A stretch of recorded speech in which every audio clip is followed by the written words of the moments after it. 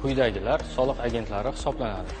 Yuridik shaxslar, shu jumladan soliq to'lovchilar konsolidatsiyalashgan guruhining ishtirokchilari, yakka tartibli tadbirkorlar, faoliyatini doimiy muassasa orqali amalga oshiruvchi norezidentlar, norezident bo'lgan yuridik shaxslarning O'zbekistondagi vakolatxonalari, mol-mulkni oluvchi jismoniy shaxslar va O'zbekiston norezidenti bo'lgan yuridik shaxslar, shuningdek yuridik shaxslar tashkil etmagan holda chet el tuzilmalari, doimiy muassasalar bundan mustasno.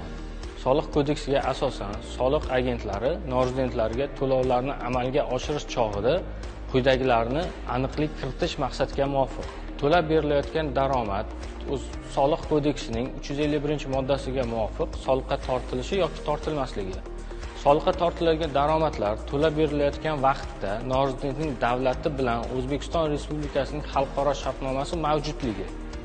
O'zbekiston Respublikasining xalqaro shartnomasi mavjud bo'lgan holda norezidentning aynan shartnoma imzolangan davlatning vakolatli organi tomonidan taqdim qilingan rezidentlik sertifikatining mavjudligi.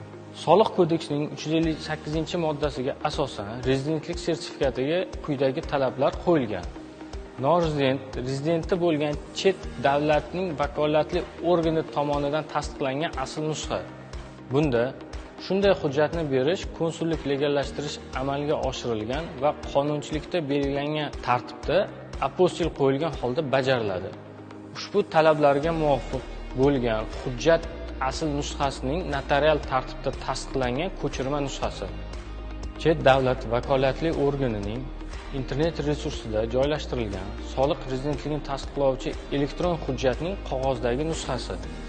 Shuningdek, rezidentlik sertifikati norezident tomonidan soliq agenti tomonidan daromadni to'lash chog'ida taqdim etilgan bo'lishi lozim.